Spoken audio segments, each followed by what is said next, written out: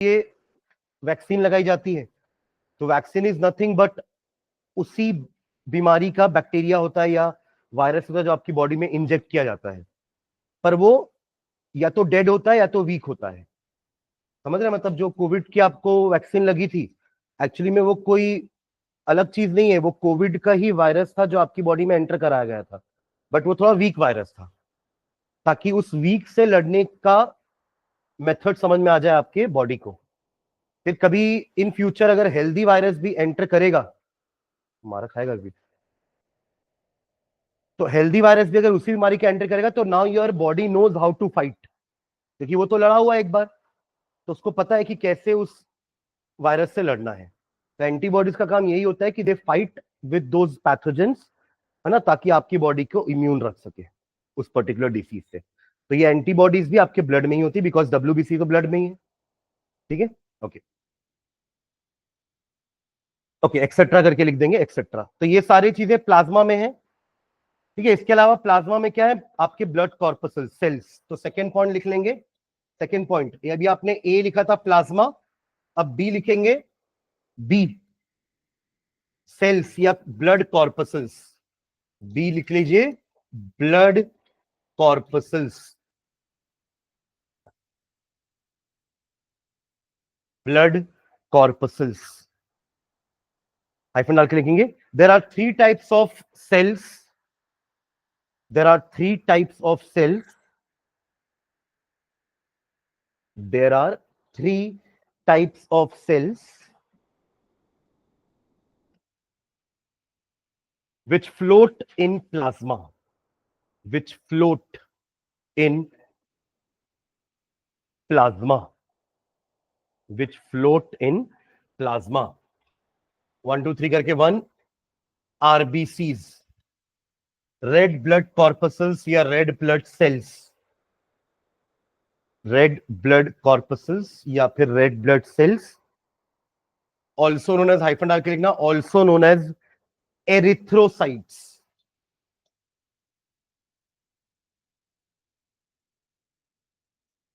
Erythrocytes.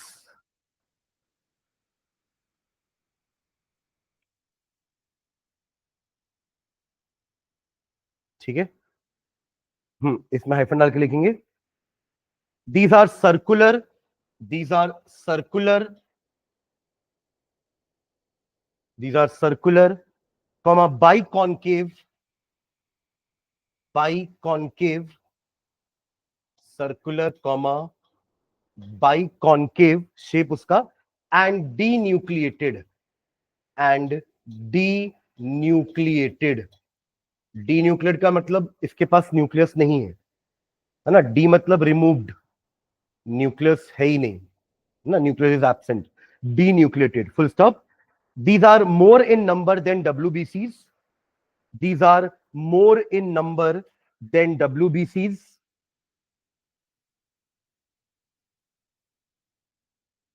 these are more in number than WBCs। Full समझ रखिए, एक लाइन और लिखना।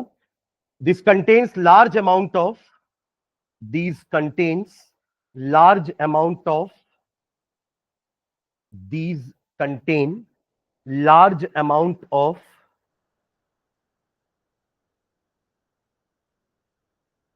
red colored iron containing pigment, large amount of red colored iron containing pigment called hemoglobin, hemoglobin, called hemoglobin, which carries oxygen, which carries oxygen। क्या compound बनाता है oxygen carry करते वक्त? ये ऑक्सीहीमोग्लोबिन। हमने लिखा है नोट में कहीं कि जो ऑक्सीजन हम इनहेल कर रहे हैं ये सेल्स तक जाता है। कैसे जाता है? पर जब ब्लड आपके लंग्स के पास आया है लेने के लिए ऑक्सीजन, तो ऑक्सीजन कैपिलरीज में आएगा और आरबीसी के हीमोग्लोबिन के साथ मिलकर के क्या बन जाएगा? Oxy haemoglobin. और वो ऐसे ही ट्रैवल करके जाएगा हर सेल्स तक, ठीक है।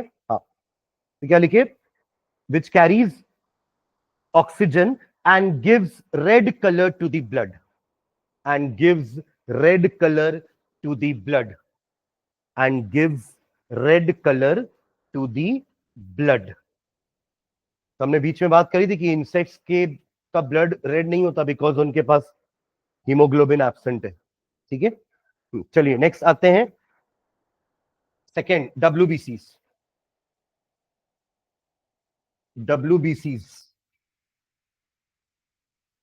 व्हाइट ब्लड सेल्स या white blood corpuscles, white blood cells, full form लिख लेंगे, white blood cells, also known as, जैसे उसका नाम हमने लिखा था एरिथ्रोसाइट्स, वैसे इसका भी एक नाम लिखेगा, ऑल्सो नोन एज लीकोसाइट्स, लीकोसाइट्स। लीको मतलब बेसिकली कलरलेस होता है ना। हम जब 9th क्लास में प्लास्टिड्स पढ़ते थे, आपको याद है प्लास्टिड्स क्या होते हैं? प्लास्टिड्स सेल, सेल में रहते हैं, सेल ऑर्गेनली है which are found only in plant cell. Plastids क्या है? दे आर सेल ऑर्गेनली है which are found only in plant cells. और इसको भी दो टाइप का पढ़ते थे, है ना।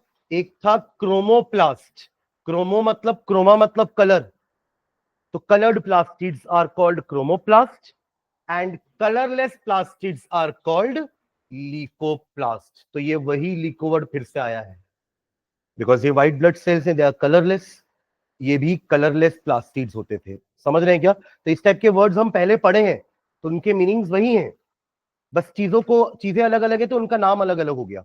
यहां वो प्लास्टिड था तो लीकोप्लास्ट हो गया, प्लास्टिड से प्लास्ट ले लिया उसने। वैसे ये आपका सेल का एक सेल है ना, ये तो एक तरह का, तो इसलिए साइट साइट लगा दिए लास्ट में, क्या लगा दिए? साइट। साइटो मतलब सेल होता है, तो लिकोसाइट मतलब एक सेल है जो कलरलेस है, ठीक है। WBC, okay, also known as leucocytes. इनका नाम ये रेड होता है, इसका मीनिंग रेड होता है, इसलिए एरिथ्रो वर्ड आया है, ठीक है। तो लिकोसाइट्स हाइफन डाल के लिखेंगे, इसका फंक्शन क्या होता है लिखिए हाइफन डाल करके, these are rounded, shape and function दोनों लिख रहे हैं, दीज आर राउंडेड और एमीबॉइड शेप्ड, एमीबॉइड या तो राउंड होंगे और एमीबॉइड, एमीबॉइड कोई शेप नहीं होता, वो अमीबा के शेप को एमीबॉइड बोल दिए, क्योंकि अमीबा का शेप कोई एक रेगुलर शेप नहीं है ना।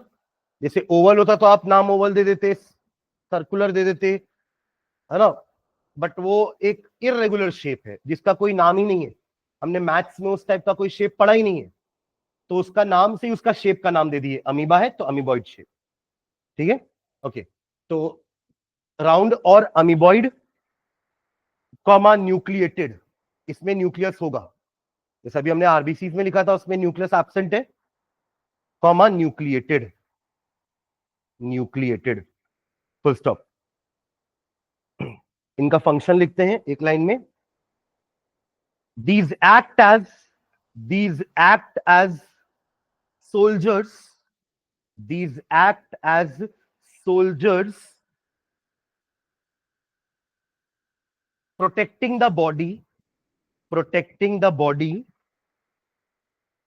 protecting the body by producing antibodies, by producing antibodies, by producing antibodies which provide immunity from,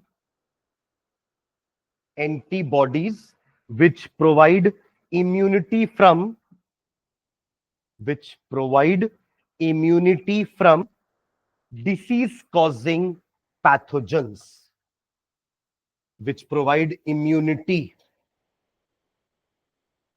from disease causing pathogens, disease causing pathogens।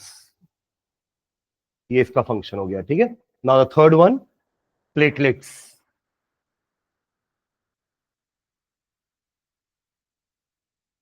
Platelets, इसका किसी को फंक्शन याद है प्लेटलेट्स का? हाँ, ब्लड क्लॉटिंग, कोएगुलेशन करेगा ताकि एक्सेसिव ब्लीडिंग ना हो जाए। तो लिखेंगे इसमें हाइफन डाल के प्लेटलेट्स के बारे में। These are smallest sized, these are smallest sized, oval shaped and colorless. These are smallest size, oval shaped, comma colorless, non-nucleated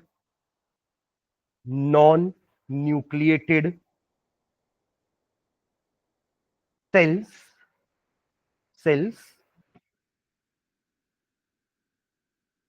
which help in coagulation of blood, which help in coagulation का मतलब होता है जमना, clot होना, which helps in coagulation, coagulation, coagulation of blood, bracket में आप clot formation भी लिख लेना, coagulation of blood ब्रैकेट में clot formation to prevent, bracket close करने के बाद, to prevent excessive bleeding, to prevent excessive bleeding, ताकि आपको कहीं भी एक कट भी लग जाए तो ऐसा ना हो कि पूरा 6.8 लीटर ब्लड बाहर निकल गया उस कट से। पॉसिबल है ना, एक भी जगह लीकेज होगा तो पानी पूरा लीक कर जाएगा। बट इसमें ऐसा होता है कि अगर ब्लड ऑक्सीजन के कांटेक्ट में आता है तो एक प्रोटीन होता है, वो प्रोटीन के हेल्प से ब्लड वहीं पे जम जाता है, कोएगुलेट हो जाता है। ठीक है, चलो, तो ये हो गया आपका ब्लड के बारे में। ठीक है, नेक्स्ट डालेंगे ब्लड वेसल्स। आपने ब्लड को कुछ नंबर दिया है क्या? क्या दिए? 1, हाँ तो उसको 2 दे दो, या रोमन नंबर में दे तो रोमन 1 आपका हो गया ब्लड, रोमन नंबर 2 हो गया ब्लड वेसल्स, और रोमन नंबर 3 लिखेंगे हार्ट, ब्लड वेसल्स। ठीक है, तो ये वो रोड है ना जहां पे बस चलेगी, जहां ब्लड फ्लो होगा। याद है हमने कंपेयर किया था हमारे ट्रांसपोर्टेशन सिस्टम को, हमने सिटी बस के से कंपेयर किया था कि बस जो है वो ब्लड हो गया, जो रोड है वो हमारा वेसल्स हो गए, और जो ड्राइवर है वो हमारा हार्ट है, पंपिंग ऑर्गन। ठीक है, ओके। तो ब्लड वेसल्स, इसमें भी अपन को 3 टाइप के पढ़ने हैं, एक होते हैं आर्टरीज, एक होते हैं वेन्स, और एक होती हैं कैपिलरीज। तो तीनों का अपना अपना फंक्शन है, तीनों का अपना अपना स्ट्रक्चर है। एक होता है आर्टरीज, सेकेंड होते हैं veins, and third is capillaries. सिर्फ एक से ही काम क्यों नहीं बन सकता? बिकॉज हमारी एनर्जी रिक्वायरमेंट ज्यादा है, फर्स्ट थिंग। उस एनर्जी रिक्वायरमेंट को कौन पूरा करता है? ऑक्सीजन। ऑक्सीजन को कौन कैरी करके लेके जाता है? ब्लड। तो ब्लड का अलग अलग रहना जरूरी है, ऐसा ना हो कि हर वेसल में एक ही टाइप का ब्लड फ्लो कर रहा है। एक ही टाइप का मतलब ब्लड 2 टाइप के होते हैं, एक होता है ऑक्सीजनेटेड, जिसमें ऑक्सीजन होगा, ऑक्सीजन कंटेनिंग ब्लड, और एक होता है डीऑक्सीजनेटेड, जिसमें एक्चुअली में क्या होगा? Carbon dioxide. तो हर को इस टाइप का ऑक्सीजनेटेड ब्लड चाहिए, सबको ऑक्सीजन चाहिए, मतलब ऑक्सीजनेटेड ब्लड चाहिए, तभी तो वो यही वाला ब्लड तो ऑक्सीजन सप्लाई कर पाएगा। डीऑक्सीजनेटेड तो वो ब्लड ऑक्सीजन दे देगा, उसके बाद CO2 रिसीव करेगा ना, तब वो हो जाता है डीऑक्सीजनेटेड ब्लड। तो वो ब्लड किसी काम का नहीं है, हमें उसको ऑक्सीजनेट करवा कर ही सेल्स तक पहुंचाना है। तो सबके लिए अलग अलग टाइप के वेसल्स हैं। आर्टरीज जनरली जो है ना, वो ऑक्सीजनेटेड ब्लड कैरी करती है हर बॉडी पार्ट्स में, और वेन्स उन्हीं बॉडी पार्ट्स से डीऑक्सीजनेटेड लेकर आती है। तो एक से काम नहीं चलेगा, क्योंकि एक तो ऑक्सीजनेटेड कैरी करने के लिए है, तो उसी में आप डीऑक्सीजनेटेड कैसे घुसा सकते हो? क्योंकि उसका काम तो हमेशा ऑक्सीजनेटेड ब्लड सप्लाई करने का है, वो तो all time arteries oxygenated blood supply करती रहेंगी बॉडी के अंदर। तो बॉडी से डीऑक्सीजनेटेड ब्लड कौन लेगा? तो उसके लिए वेन्स होती हैं, समझ रहे हैं ना। और कैपिलरीज इन दोनों के बीच का ब्रिज है, बोल सकते हो कि जैसे आर्टरीज सेल्स तक गई, तो हर एक सेल तक डीप आर्टरीज नहीं जा पाती हैं, तो ये अपना ब्लड किसको दे देती है? कैपिलरीज को। कैपिलरीज हैं जो जाकर के सप्लाई करती हैं सेल्स को। क्योंकि वो पतली है। इनमें देखा है ना, तो सबसे थिक ये होती है, उससे थिन ये होती है, और ये सबसे थिनेस्ट है। कैपिलरीज आर द थिनेस्ट, सबसे पतली ब्लड वेसल्स है जो सेल्स तक जा सकती हैं और सेल को ऑक्सीजन सप्लाई दे सकती है, उनसे कार्बन डाइऑक्साइड ले सकती है। अब वो कार्बन डाइऑक्साइड ले ली तो अब बन गया ना डीऑक्सीजनेटेड ब्लड, तो ये वेन्स के पास जाएंगी और उनको ब्लड वापस कर देंगी। तो आर्टरी से लेंगी, सेल को देंगी, और सेल से डीऑक्सीजनेटेड बनने के बाद ब्लड को वापस से किसके पास दे देंगी? वेन्स के साथ। तो एक तरह का ब्रिज हो गया दोनों के बीच में, आर्टरीज, वेन्स एंड दोनों के बीच का ब्रिज। ताकि आर्टरीज का काम जो है वो ऑक्सीजनेटेड ब्लड का सप्लाई चलता रहे, उसमें डीऑक्सीजनेटेड ब्लड ना आ जाए, और वेन्स का काम है कि डीऑक्सीजनेटेड ब्लड को लेकर के फिर से जाए, ताकि वो ब्लड को ऑक्सीजनेट करा के वापस लाया जा सके। वही 6 लीटर तो ब्लड है जो घूम रहा है हमारी बॉडी में बार बार, तो वही ब्लड कभी डीऑक्सीजनेटेड हो जाता है, कभी वही ब्लड ऑक्सीजनेटेड हो जाता है। जब वो ऑक्सीजनेटेड है तो जनरली वो आर्टरीज में फ्लो करता है, और जब वो डीऑक्सीजनेटेड है तब वो वेन्स में फ्लो करता है। समझ रहे हैं क्या? सिर्फ एक ही लौती एक आर्टरी है जिसमें डीऑक्सीजनेटेड ब्लड फ्लो करता है, और ऐसी एक वेन भी है जिसमें ऑक्सीजनेटेड ब्लड फ्लो करता है, उल्टा। वरना इनका मेजर काम तो ऑक्सीजनेटेड और डीऑक्सीजनेटेड ब्लड का कैरिंग भी है। समझ रहे हैं क्या? बट एक आर्टरीज ऐसी है जो डीऑक्सीजनेटेड ब्लड कैरी करती है, और एक वेन ऐसी है जो ऑक्सीजनेटेड ब्लड कैरी करती है। उसके बारे में अपन पढ़ेंगे अभी जब हार्ट में आएंगे तो। ठीक है, चलिए इसमें लिखेंगे ब्लड वेसल में हाइफन डाल करके, these are hollow tubes. Hollow है तब तो अंदर कोई फ्लो कर पाएगा ना। These are hollow tubes through which the blood flows. These are hollow tubes through which the blood flows. Hollow tubes through which the blood flows. ठीक है, full stop. These are of 3 types. These are hollow tubes through which the blood flows. These are of 3 types. पहला लिख लो, arteries. ARTERIES. इन दोनों में कभी कभार difference भी आता है, differentiate between arteries and veins. तो अपन इसका जो कंटेंट लिखने वाले हैं दोनों के लिए एक पैराग्राफ, वही इनका डिफरेंस हो जाएगा। ठीक है, आर्टरीज लिखे, आर्टरीज के बारे में हाइफन डाल के, दीज आर थिक वॉल्ड। सबसे पहला प्रॉपर्टी ये है थिक वॉल्ड। ध्यान से समझ के लिखना आर्टरीज के बारे में, क्योंकि इसका जस्ट ऑपोजिट पॉइंट लिखना हमें वेन्स में। सुन रहे हैं क्या? इसमें जो पॉइंट्स अपन लिख रहे हैं इनका जस्ट ऑपोजिट पॉइंट। जैसे अभी आपने शुरुआत कैसे करी, दीज आर थिक वॉल्ड, तो वहां कैसे चालू करेंगे, दीज आर थिन वॉल्ड। तो जस्ट ऑपोजिट प्रॉपर्टीज होती है वेन्स की। ओके, तो these are thick walled and deep seated. Deep seated, deep seated का मतलब है थोड़ी सी बॉडी के अंदर की तरफ है, गहराई में है। बॉडी के ऊपर सरफेस में जो हमें दिखती है वो तो वेन्स होती हैं, जो आपको ग्रीन कलर की दिखती है ना, दीज आर वेन्स। आर्टरीज थोड़ी सी नीचे है, अंदर है, तो इसलिए क्या नाम बोल रहे हैं, डीप सीटेड। वो सरफेस में है तो उसके लिए वर्ड यूज करेंगे सुपरफिशियल। क्या बोलेंगे, just opposite superficial. Okay okay, deep seated blood vessels, deep seated blood vessels which generally carry oxygenated blood, which generally carry oxygenated blood। Generally इसलिए लिख दिया क्योंकि एक आर्टरी ऐसी है जो डीऑक्सीजनेटेड भी कैरी करती है, इसलिए हमने जनरली लिखा है, वरना ऑलवेज लिखते। ठीक है, okay, generally carry the oxygenated blood away from the heart, away from the heart,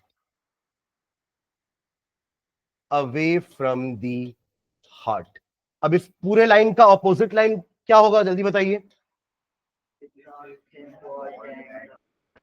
ये थिक वॉल की जगह थिन वॉल हो जाएगा, डीप सीटेड की जगह सुपरफिशियल हो जाएगा। व्हाट एल्स, ब्लड वेसल तो ये भी है, विच जनरली कैरी, यही हो अनन्या, हाँ, which generally carry deoxygenated blood. हाँ, अवे का अपोजिट टूवर्ड्स। अवे मतलब मुझसे दूर जाना, और टूवर्ड्स मतलब पास आना। टूवर्ड्स आना ना, तो टूवर्ड्स दी हार्ट, ताकि हार्ट इसको ना लंग्स के पास भेज सके प्यूरिफाई होने के लिए। जितना भी वेन्स डीऑक्सीजनेटेड ब्लड लेकर आएगी, किसको देगी? हार्ट को, और ये हार्ट लेके जाएगा लंग्स के पास। ठीक है, लेके मतलब खुद चल के नहीं जाएगा, आर्टरीज वेन्स है वही लेके जा रही है ब्लड को इधर उधर। ठीक है, okay.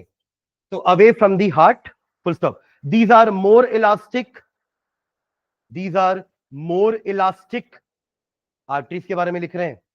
These are more elastic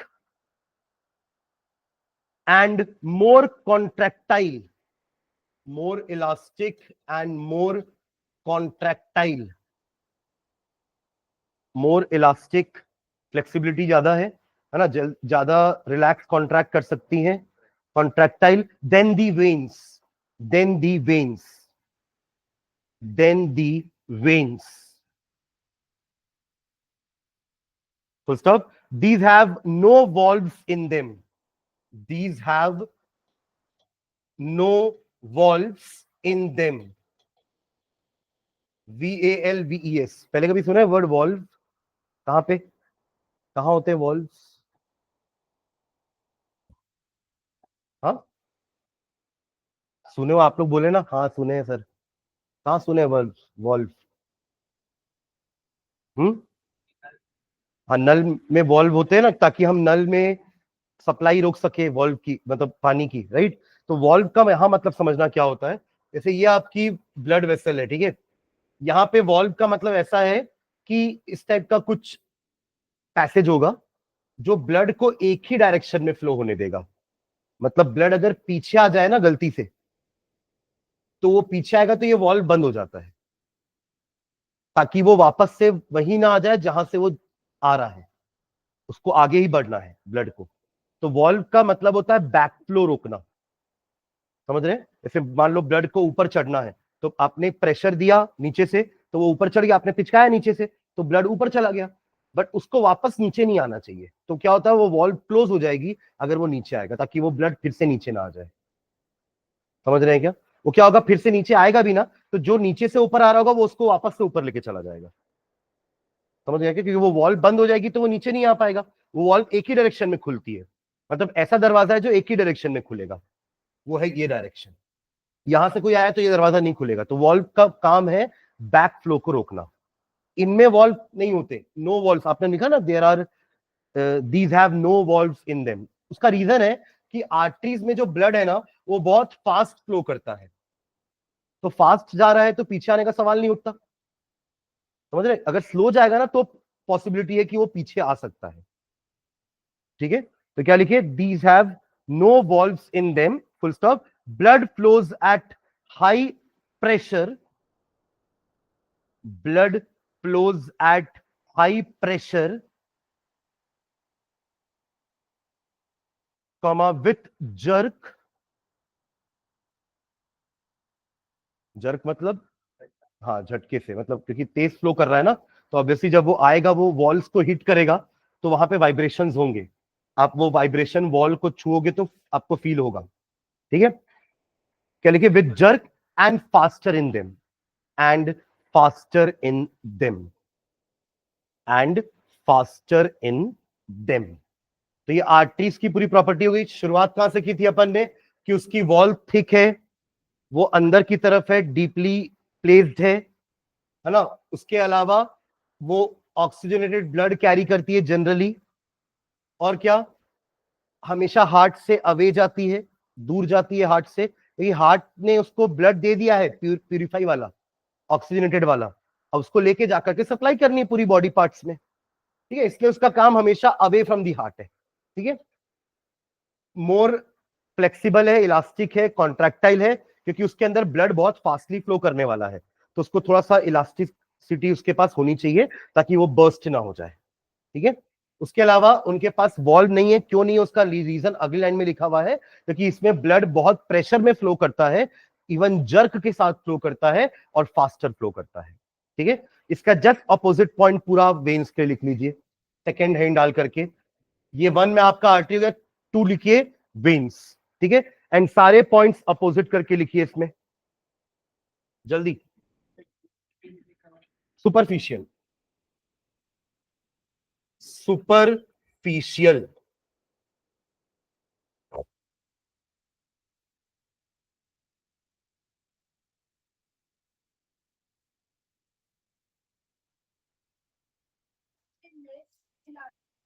हाँ, लेस कॉन्ट्रैक्टाइल देन आर्टरीज लिखना। वहां हमने वेन्स लिखा है ना, देन वेन्स मत लिख देना, सुन रहे हो? वहां ऐसा लिखे थे ना कि आर्टरीज ये सॉरी मोर इलास्टिक होती है, मोर कॉन्ट्रैक्टाइल होती है देन वेन्स। तो यहाँ पे less contractile less elastic than veins मत लिख देना, देन आर्टरीज आएगा ना।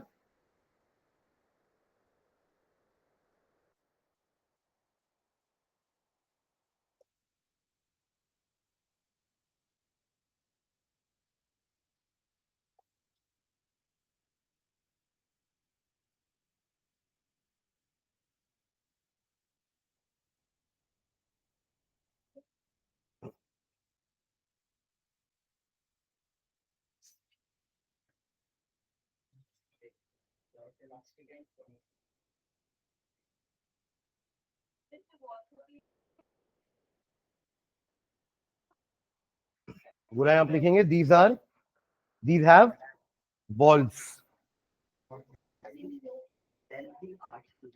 हाँ, blood flows at low pressure smoothly and at low speed in them. बिना बोले भी लिख सकते हैं क्या? प्रियांशु तेरा फॉर्म कहाँ है? लाया है?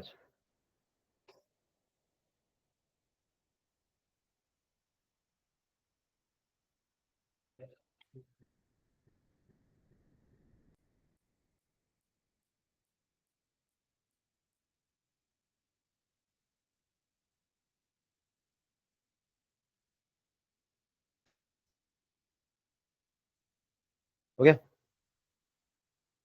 एक लाइन बस उसमें ऐड करें ना, जो वॉल्व अपन ने लिखी है ना, उसका काम क्या है वो बैकफ्लो का लिखेंगे ना, कि it prevents the backflow of blood. Last line में लिख लेंगे उसको। लिख लिया पूरा सबने? मैं रीड कर रहा हूँ, सुनना, या कोई और रीड करो, पीछे जेसिका रीड करो। हाँ, शुरू से तो लिखो। हाँ चलो, माही लिख लिया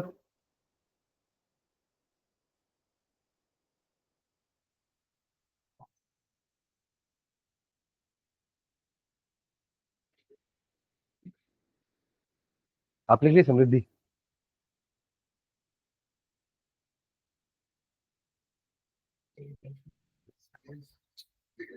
चलो अनन्या रीड करो जोर से, बाकी मैच करेंगे है ना, जोर से।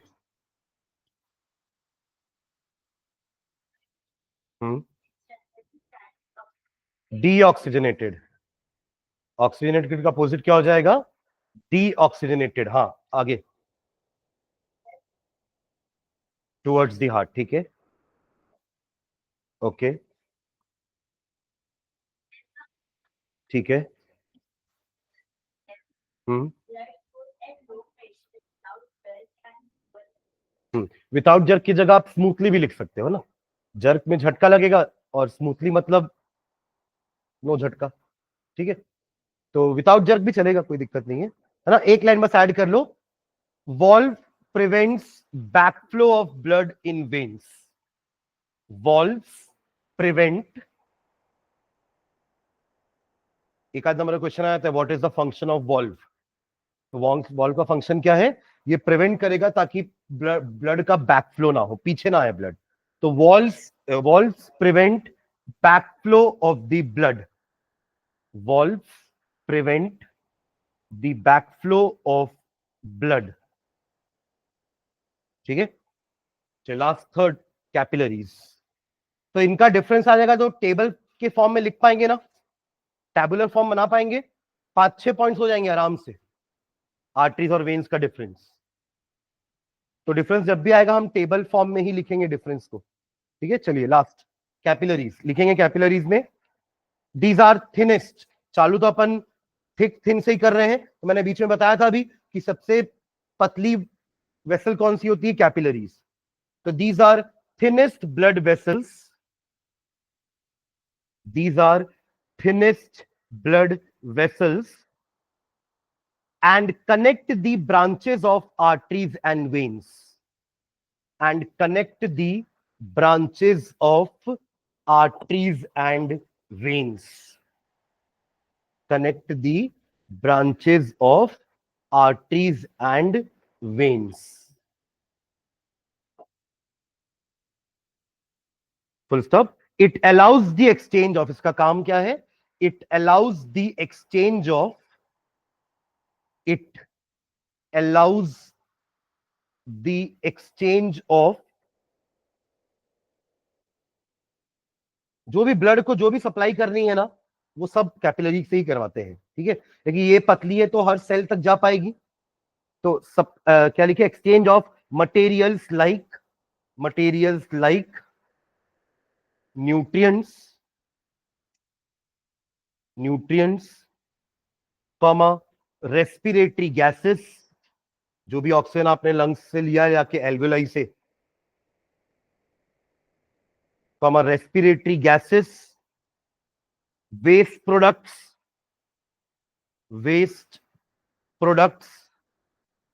hormones,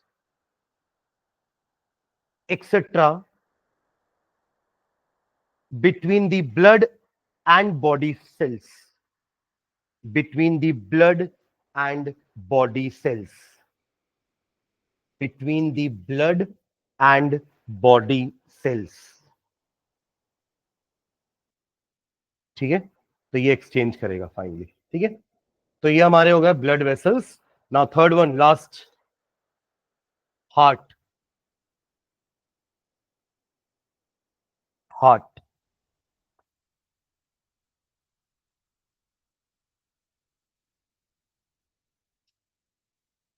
ठीक है। तो हार्ट के बारे में अपने बीच में पढ़ा था कि दोनों लंग्स के बीच में हार्ट है, या लंग्स में अपने ऐसा लिखा था कि on either side of the heart. Heart के एक साइड में एक लंग्स है, दूसरे साइड में दूसरा लंग्स है, पास में है। तो हार्ट को जब ऑक्सीजनेटेड करने के लिए ब्लड को भेजना होगा तो यहीं वो पंप करेगा, तो दोनों लंग्स में ब्लड फ्लो होकर के जाएगा और प्यूरिफाई होकर वापस हार्ट में ही आएगा। मतलब हर को हार्ट से गुजर के ही जाना है। कोई भी ब्लड डायरेक्टली ऑक्सीजनेटेड वाला सीधा बॉडी में नहीं जा सकता और डीऑक्सीजनेटेड वाला सीधा लंग्स में नहीं जा सकता ऑक्सीजनेट होने के लिए। अब समझ लो मैं क्या बोल रहा हूं? ब्लड जाता ही लंग्स के पास इसलिए ताकि वो डीऑक्सीजनेटेड से ऑक्सीजनेटेड हो जाए, पर वो बीच में हार्ट को क्रॉस किए बिना नहीं जाएगा। हार्ट ही उसको डायरेक्ट करेगा कि अब जाओ। समझ रहे हैं क्या? तो सीधा वो हार्ट को बाईपास करके नहीं चला जाएगा बॉडी के पास, या बॉडी से सीधा लंग्स के पास नहीं चला जाएगा हार्ट को बाईपास करे बिना। मतलब हार्ट से गुजर के ही जाना चाहिए उसको। हार्ट ही उसको बोलेगा कि अब जाओ बॉडी में, अब जाओ लंग्स में प्यूरिफाई होने के लिए, वापस आओ, फिर मैं तुमको बॉडी में भेजूंगा। समझ रहे हैं क्या? तो पूरा मीडिएटर बीच में कौन है? आपका हार्ट, ठीक है। और इसका शेप साइज कैसा रहता है? आपके जितनी मुट्ठी का साइज है ना, इतने ही साइज का आपका हार्ट रहता है, present at the centre. Centre में होता है, हम भले बोलते हैं कि हार्ट हमारा लेफ्ट में है, बट एक्चुअली में हार्ट कहां होता है? सेंटर में ही होता है heart, but it is slightly tilted towards left. होता कहां पर है? सेंटर में, स्लाइटली टिल्टेड टुवर्ड्स लेफ्ट, ठीक है। तो लिखते हैं इसकी साइज इन पोजीशन, लिखिए। क्या भैया टाइम भूल गए क्या? तो फिर कब से लिखा हुआ है कि अब से हर बार क्लास 4 बजे से ही होगी? चलिए लिखेंगे इसमें हार्ट का शेप, लिखेंगे shape size. It is a clenched fist sized. Clenched मतलब मुट्ठी बंद है ना, clenched fist sized. Clenched fist sized, comma thick. ये भी पूरा मस्कुलर है, no bones, muscular, thick, comma muscular and contractile organ. Contractile होगा ही क्योंकि मसल्स है, मसल्स का काम ही है रिलैक्स और कॉन्ट्रैक्ट करते रहना। कॉन्ट्रैक्ट मतलब पिचकेगा, रिलैक्स मतलब वापस अपनी ओरिजिनल शेप में आ जाएगा। पिचकेगा, ओरिजिनल शेप में, तो इसी को तो पंपिंग बोल रहे हैं, ठीक है। तो contractile organ that pumps blood that pumps blood through the body, जो हमारी बॉडी में ब्लड पंप करेगा, that pumps blood through the body. Full stop. It is located in thoracic cavity. Location क्या है इसकी? Located in thoracic cavity, chest cavity में ही है। Thoracic cavity कहां पे? लंग्स के बीच में, between the lungs. Thoracic cavity between the lungs, thoracic cavity between the lungs, between the lungs. ठीक है, नेक्स्ट टाइम लिखेंगे। Heart is having a thin comma transparent, heart is having a thin comma transparent two layered sac called pericardium, two layered sac, sac called pericardium। ऐसा ही एक sac हमने lungs में भी लिखा था, हाँ, उसका नाम क्या था? प्लूरा। उसका काम क्या था? वो हमारे लंग्स को मैकेनिकल इंजरी से बचा रहा है, शॉक से बचा रहा है। In the same way heart को ये भी पेरिकार्डियम जो लेयर है, जो हार्ट के बाहर एक टू लेयर्ड सैक होगा, ये हमारे हार्ट को मैकेनिकल शॉक इंजरी से बचाएगा। ठीक है, तो two layered sac called pericardium which protects the heart from mechanical injuries, which protects the heart from mechanical injuries and allows frictionless movement,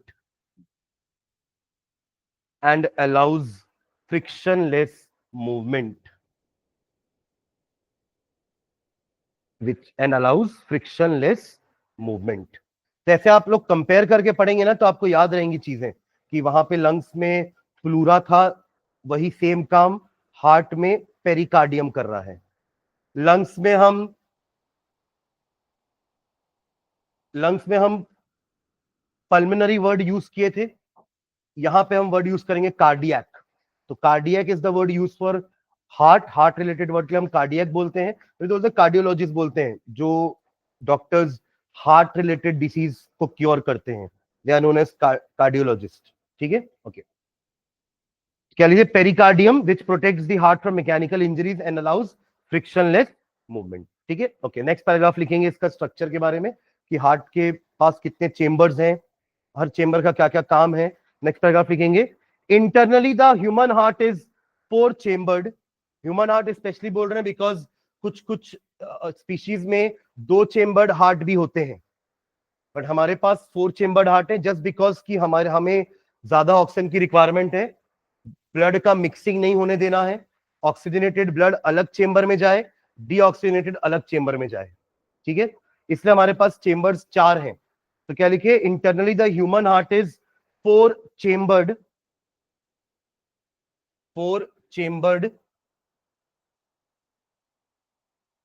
and has 2 auricles. उनके नाम लिख रहे हैं, has 2 auricles and 2 ventricles. 2 auricles, AURICLES,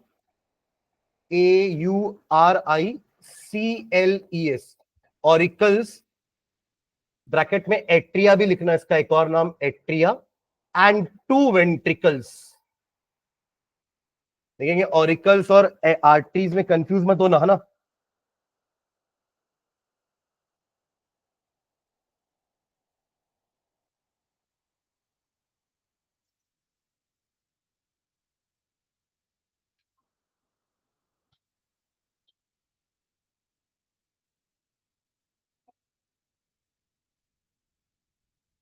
ठीक है, इस type का है, क्लेंच फिस्ट शेप्ड, थोड़ा कॉनिकल है, नीचे से कोन जैसा है, ऊपर से फ्लैट है, नीचे थोड़ा कोन जैसा है। और बाहर इसके 2 लेयर्ड सैक होगा, जिसमें इसका नाम हमने क्या लिखा है, पेरिकार्डियम। ठीक है, ध्यान देंगे ये 4 चेंबर है। ये हार्ट का आपका क्या कौन साइड है, राइट की लेफ्ट? राइट बना लेफ्ट में, बट मैंने उसी ने बताया था ना कि जो राइट साइड में बना है वो एक्चुअली हमारा लेफ्ट साइड है, और जो लेफ्ट में बना है वो हमारा राइट साइड। ये आपका लेफ्ट में बना है बट है कौन सा, राइट हैंड साइड। ठीक है, ये वाला पार्ट यही आएगा अगर आप ऐसे लेकर के प्लेस करोगे तो। ठीक है, और ये वाला आपका बना भले राइट में, बट ये आपका लेफ्ट पार्ट है। तो ऊपर के 2 चेंबर्स का नाम हम देते हैं auricles, these are known as auricles. और क्योंकि ये लेफ्ट ऑरिकल हो जाएगा, सॉरी ये हो जाएगा आपका right auricle and this will be left auricle. और दोनों के बीच में एक सेप्टम है, इसको बोलते हैं सेप्टम, जो दोनों को एक दूसरे से सेपरेटेड रखेगा, ताकि ऐसा ना हो कि यहां जो ब्लड आया वो उसके साथ मिक्स हो जाए। देखिए यहां का ब्लड अलग टाइप का रहेगा और ये वाला अलग टाइप का ब्लड रहेगा, ये दोनों मिक्स नहीं होने चाहिए। मतलब वो गंदा पानी साफ पानी मिल जाएगा तो पूरा पानी गंदा ही कर देगा।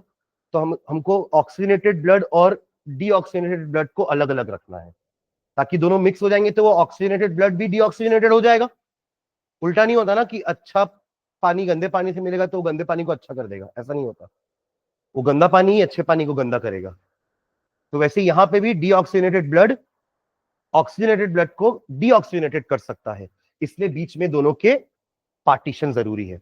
तभी तो 4 चेंबर अलग अलग है ना, कि हर में अलग अलग टाइप का ब्लड रहेगा और वो मिक्स ना हो, इसलिए बीच में क्या है, सेप्टम। ठीक है, ओके। नीचे वाले को हम वेंट्रिकल्स बोल रहे हैं, तो this is your right ventricle and this is, वीए लिख दिया हूं।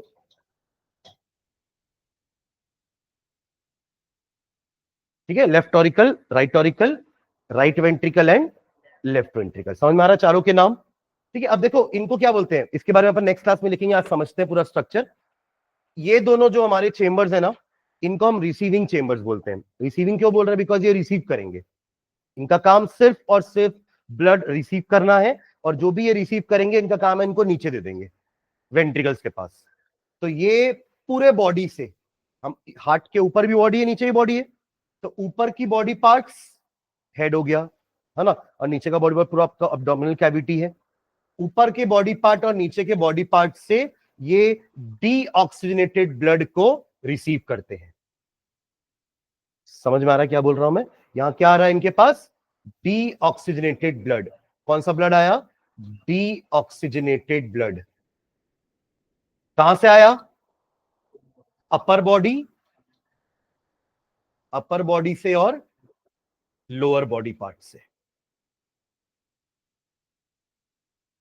ठीक है, और हमें पता है कि जनरली डीऑक्सीजनेटेड कौन कैरी करता है, वेन्स। तो ये एक तरह की वेन्स होंगी, इन वेन्स का नाम होता है वेना केवा, वेना केवा। ठीक है, वेन्स ही है, बस उसका नाम दे दिए वेना केवा वेन्स। ठीक है, यहां तक ब्लड आ गया हमारे बॉडी से डीऑक्सीजनेटेड। ठीक है, नाउ राइट ऑरिकल उसको रिसीव करेगा और रिसीव करके उसको सिर्फ नीचे भेजना है, फिर वो नीचे वाले हैंडल करेंगे क्या करना है। ठीक है, तो पूरा का पूरा डीऑक्सीजनेटेड ब्लड कहां जाएगा, राइट वेंट्रिकल में। करेक्ट। अब राइट वेंट्रिकल क्या करेगा, उसको प्यूरिफाई करने के लिए भेजेगा, क्योंकि अब तो रिसीव कर चुके हैं ना, तो उसको साफ करना है। तो यहां से एक आर्टरी जाती है, ये वही आर्टरी है जो मैंने कहा था ना, एक लौती आर्टरी जो डीऑक्सीजनेटेड ब्लड कैरी करेगी। अदरवाइज सारी arteries generally oxygenated blood carry करती हैं। तो ये आपकी लंग्स के पास जाने वाली, कहां जाएगी, लंग्स के पास। क्यों लंग्स के पास जा रही है, क्यों लंग्स मिठाई बांट रहा है क्या? हाँ, वो ब्लड साफ करने वहीं जाएंगे, क्योंकि लंग्स के पास ही तो ऑक्सीजन आया है। ऑक्सीजन जो भी आपने रेस्पिरेशन में पढ़ा था, breathing, you inhaled air, it went to the lungs, alveoli. कहां पर है वो, एल्वोलाई, दैट एयर सैक, वहीं पे पूरा का पूरा ऑक्सीजन। तो ये ऑक्सीजन के पास जा रहा है ब्लड, ताकि ऑक्सीजन ले सके अपना कार्बन डाइऑक्साइड उसको। तो ये भी क्या कैरी कर रहा है, डीऑक्सीजनेटेड ब्लड, और इसका नाम क्या है, पल्मोनरी आर्टरी। क्योंकि ये लंग्स में जा रहा है इसलिए इसका नाम होता है पल्मोनरी आर्टरी। आर्टरी है बट नाम है सबके। ठीक है ना, अब ये लंग्स का काम हो गया, लंग्स से प्यूरिफाई कर दिया, वापस भेजना ना ब्लड के हार्ट के पास। मैंने कहा ना कभी भी हार्ट से गुजर के ही जाएगा ब्लड, भले वो कैसा ही ब्लड है, डीऑक्सीजनेटेड है या, हाँ वो हार्ट से गुजर के ही जाएगा। जैसे अभी डीऑक्सीजनेटेड ब्लड हार्ट से गुजर के तो लंग्स के पास गया ना, चाहता तो ये डायरेक्ट भी जा सकता था लंग्स के पास, बट हार्ट के पास गया, हार्ट उसको भेजेगा। ठीक है, अब ये लंग्स से जितना भी ऑक्सीजनेटेड ब्लड आया, ये कहां आएगा, लेफ्ट ऑरिकल के पास। ये भी रिसीविंग चेंबर है, बस फर्क इतना है कि इसने डीऑक्सीजनेटेड रिसीव किया पूरे बॉडी से, और ये ऑक्सीजनेटेड रिसीव करेगा फ्रॉम लंग्स। तो ये क्या ब्लड है आपका, ऑक्सीजनेटेड ब्लड। कोई नाम बताएगा मुझे इसका? वेरी गुड, क्या नाम हो जाएगा इसका? क्योंकि लंग्स से आ रही तो पल्मोनरी, और एक लौती वेन जो ऑक्सीजनेटेड ब्लड कैरी करती है, तो इसका नाम क्या है, पल्मोनरी वेन। तो यही दो आर्टरी और वेन है जो ऑक्सीजनेटेड नहीं डीऑक्सीजनेटेड, और डीऑक्सीजनेटेड नहीं ऑक्सीजनेटेड ब्लड कैरी कर रही है। ठीक है, अब आपका ब्लड जो है डीऑक्सीजनेट होके आ चुका है, कहां आया है, लेफ्ट ऑरिकल में। लेफ्ट ऑरिकल उसको नीचे भेजेगा, कहां पे, लेफ्ट, लेफ्ट वेंट्रिकल में। ठीक है, अब लास्ट काम क्या बचा है, ये खेलेगा थोड़ी ना उसके साथ, भेजेगा ना भाई। सब क्या कर रहे हैं, जो भी आ रहा है भेज रहे हैं आगे। अगर वो डीऑक्सीनेटेड है तो ऑक्सीनेटेड होने भेजेगा, ऑक्सीनेटेड हो गया तो वापस देगा, और फिर अब ये नीचे आएगा तो ये क्या करेगा उसके साथ, फिर से बॉडी पार्ट से भेजेगा, फिर से क्या करेगा, अरे जहां से आया है, आप मेरे को चीज ला के दोगे सर इसको ठीक कर दो, तो मैं वापस आपको दूंगा ना ठीक करके। तो ये वही तो हो रहा है, पूरे बॉडी पार्ट से डीऑक्सीनेटेड ब्लड हार्ट के पास आया ऑक्सीजनेट होने के लिए, तो ऑक्सीजनेट कर दिया उसने, अब वापस देगा ना भैया, तुम्हारा ब्लड ले जाओ, हो गया काम। तो ये वापस से कहां जाएगा, बॉडी पार्ट्स में पूरा। अब एक अकेला आर्टरी तो पूरे बॉडी को कवर नहीं कर सकता, बाहर जाने के बाद ये अलग अलग ब्रांचेस में डिवाइड होगा, कुछ ब्रांचेस ऊपर जाएंगी, कुछ ब्रांचेस नीचे जाएंगी, और भी डिवीजन होगा क्योंकि हर सेल्स तक जाना है उसको। तो वहां फिर वो डिवीजन होने के बाद ऑक्सीजनेटेड ब्लड पूरे बॉडी में पहुंच जाएगा। समझ रहे हैं क्या? तो ये एक आर्टरी है और इसका नाम है एओर्टा, AORTA। जैसे वेना केवा पूरे बॉडी से डीऑक्सीजनेटेड ब्लड लेकर के आ रही थी, वैसे ये पूरे बॉडी में ऑक्सीजनेटेड ब्लड लेके जा रही है। समझ रहे हैं क्या? तो ये कौन सा ब्लड कैरी कर रही है, ऑक्सीजनेटेड। क्लियर है ये पूरा बात? तो शुरुआत हमने कहां से करी थी, vena cava brought deoxygenated blood. कौन सा ब्लड है ये, deoxygenated blood from the body parts to the heart. To the heart मतलब क्या, हाँ राइट ऑरिकल में, राइट ऑरिकल ने उसको राइट वेंट्रिकल में भेजा, राइट वेंट्रिकल ने उसको लंग्स में भेजा, वापस आया कहां, लेफ्ट ऑरिकल में, लेफ्ट ऑरिकल से, लेफ्ट वेंट्रिकल से बॉडी पार्ट्स एंड लोअर पूरा। ठीक है, तो कौन कौन सी आर्टरीज वेन्स अपन ने पढ़ी यहां पर, वेना केवा, ये तो एक वेन है ना, ये वेन्स हो गई। फिर उसके बाद pulmonary artery, pulmonary vein, and then aorta. ये दोनों, ये आपका कैरी कर रही है ऑक्सीजनेटेड, ये भी ऑक्सीजनेटेड, ये डीऑक्सीजनेटेड, और ये deoxygenated. Towards the heart, towards the heart कि अवे फ्रॉम द हार्ट? नहीं ना, ये तो ऑलरेडी ला चुका था, ये अब दूर लेके जा रहा है ना। तो ये टुवर्ड्स द हार्ट, ये अवे, ये तो लंग्स के पास लेके जा रहा है ना, देखो तो अवे हुआ ना। फिर ये अगेन टुवर्ड्स द हार्ट, और फिर ये अवे फ्रॉम द हार्ट। तो arteries generally carry away from the heart, अभी आपने लिखा है जनरली कैरी ऑक्सीजनेटेड, वो ठीक है, एक एक्सेप्शन है हमारे पास, पर हमेशा अवे फ्रॉम द हार्ट, भले वो ऑक्सीजनेटेड हो या away from the heart. And veins towards the heart, भले वो ऑक्सीजनेटेड हो या डीऑक्सीजनेटेड। समझ रहे ना? तो वो अवे टुवर्ड्स वाला पॉइंट तो हमेशा ट्रू है, बस वो ऑक्सीजनेटेड वाला पॉइंट एक जगह बस चेंज हो रहा है, कि इसलिए अपन ने जनरली वर्ड लिखा वहां पे, ऑलवेज नहीं लिखा कि arteries always carry oxygenated blood या veins always carry deoxygenated blood. समझ रहे हैं क्या? इससे जनरली इससे लिखे ताकि एक आर्टरी ऐसी होती है जो आर्टरी होने के बावजूद भी डीऑक्सीजनेटेड ब्लड कैरी कर रही है, और एक वेन ऐसी है जो वेन्स होने के बावजूद भी ऑक्सीजनेटेड ब्लड कैरी कर रही है। समझ में आ रहा है क्या? ठीक है, तो इस डायग्राम को आप लोग भी बना लेना, नेक्स्ट क्लास में आने से पहले इसका फंक्शनिंग अपन लिख लेंगे, जो आज अपन ने बात करी ना वो अपन लिख लेंगे, ठीक है। चलिए, थैंक यू।